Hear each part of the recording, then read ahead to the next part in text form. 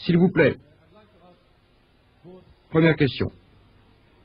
J'aimerais demander aux deux conférenciers pourquoi ils n'ont pas mentionné le fait qu'il y avait 49 références à la crucifixion dans la Bible et au mot lever ou ressusciter en arabe, kauma, dans toutes les langues, il y a plus de 7 interprétations du vrai mot être levé. Pourquoi ne sont-ils pas référés tous les deux au fait qu'à l'évidence dans l'histoire, ce sont les autorités romaines qui ont parlé de la crucifixion du Christ? Merci. Est-ce qu'un des deux intervenants aimerait répondre en premier?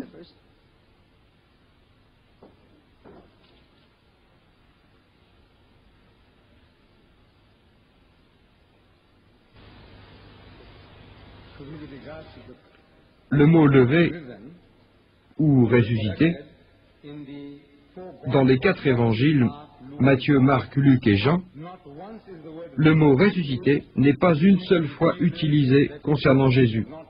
Qu'il est ressuscité, pas une seule fois. Dans les 4 évangiles, il n'y a pas la moindre référence. Merci, monsieur Didat. Pas d'interprétation, s'il vous plaît. Retournez dans la queue, vous pourrez peut-être avoir une autre chance. Donnez juste 1 minute, s'il vous plaît. Nous devons regarder derrière vous et voyez tous les gens qui attendent. S'il vous plaît, donnez une chance aux autres. Est-ce que le professeur Floyd souhaite faire un commentaire là-dessus? Mais bref, s'il vous plaît.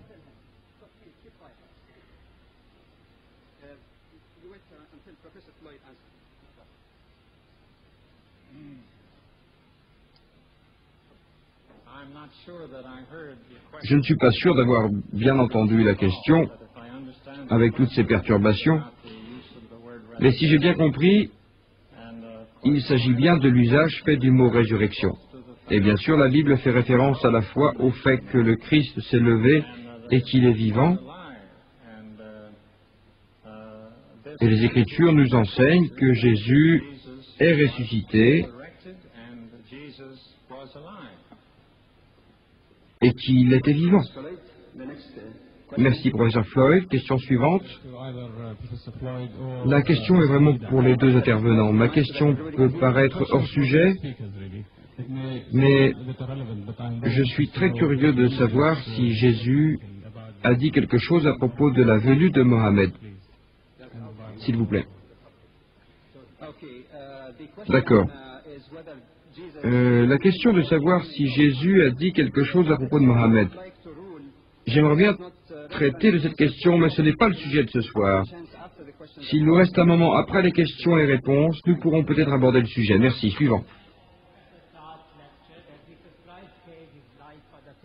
Je comprends après l'intervention de M. Clark que Jésus a donné la vie pour les péchés de l'humanité, un peu comme une sorte de pénalisation des fautes. Si cela est vrai, cela signifierait que tout simplement les concepts de récompense et de punition seraient annihilés. Ainsi, il vous serait tout loisible de commettre des crimes impunément. N'est-ce pas, M. Clark, s'il vous plaît? Votre question s'adresse à qui?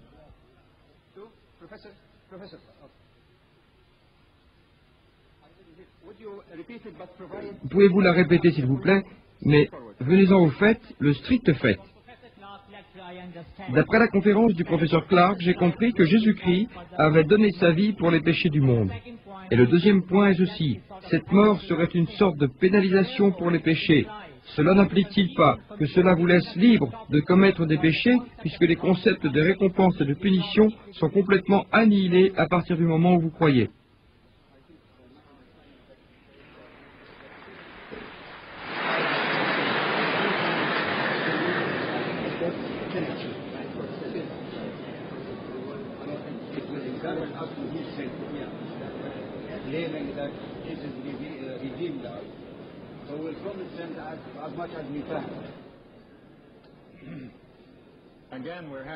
Nous avons encore bien des difficultés assez irréelles dans cette sorte de choses pour bien saisir tout ce qui est dit. Mais si j'ai bien compris la question est celle-ci. Si Jésus est mort pour les péchés du monde, est-ce que cela n'encourage pas chacun à pécher? Est-ce bien cela la question?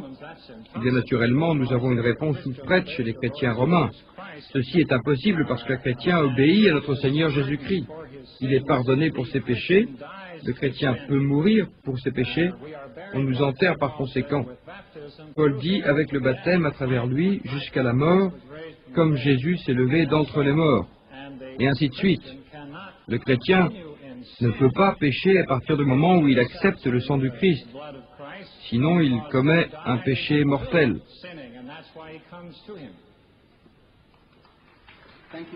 Merci, au prochain, bref et concis.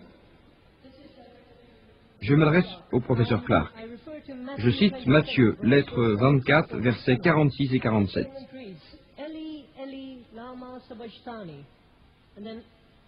Un peu plus loin, il dit ceci, « Mon Dieu, pourquoi m'as-tu abandonné ?»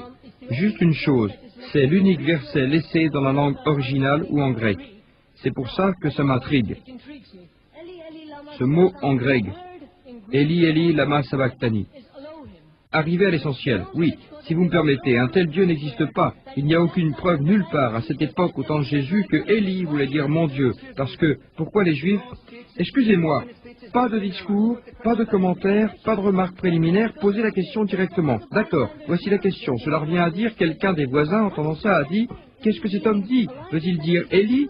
Cela signifie que les Juifs ne comprennent pas la signification d'Élie. Encore une fois, dernier avertissement avant de vous couper, posez votre question directement en une seule phrase. Quelle est la question? La question est, est-ce que Élie ne signifie pas mon Dieu? Élie est un nom. Je l'ai demandé dans les synagogues, j'ai interrogé plusieurs professeurs d'hébreu, ils ont dit que Élie peut être le nom d'une personne. D'accord. Professeur Clark.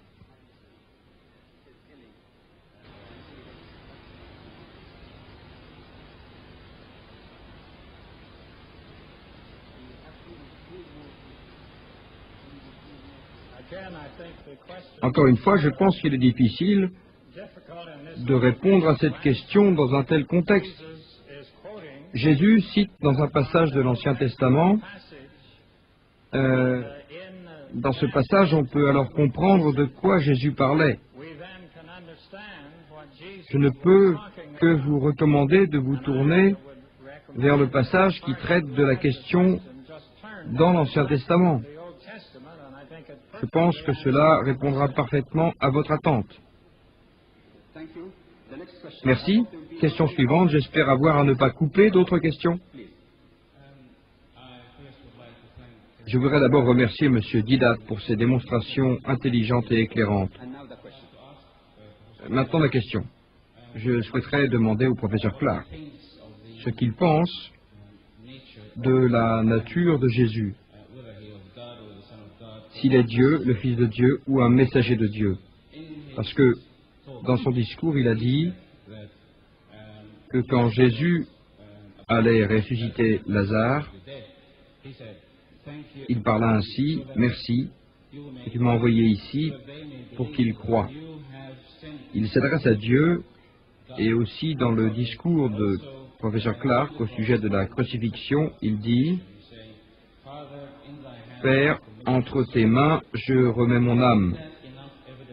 Est-ce que ce n'est pas une évidence suffisante pour le professeur Clark pour le convaincre que les relations entre Jésus et Dieu sont des relations entre Dieu et son messager? D'accord, merci. La question s'adressait-elle à M. Didat ou à M. Clark? Soyez clair.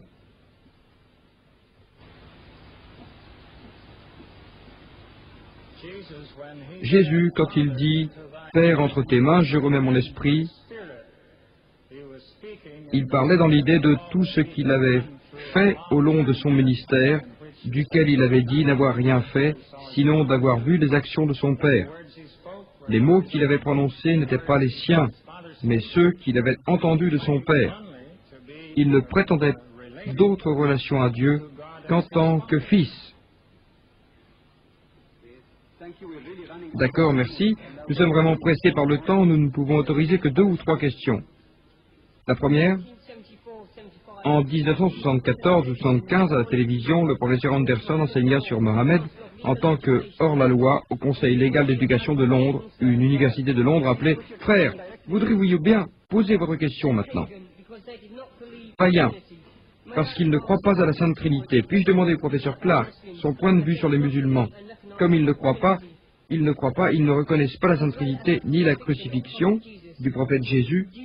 Est-ce que vous considérez les musulmans comme des païens ou bien comme le peuple du livre étant donné aussi qu'à l'époque du prophète, beaucoup de bons chrétiens ont librement accepté l'islam. Merci.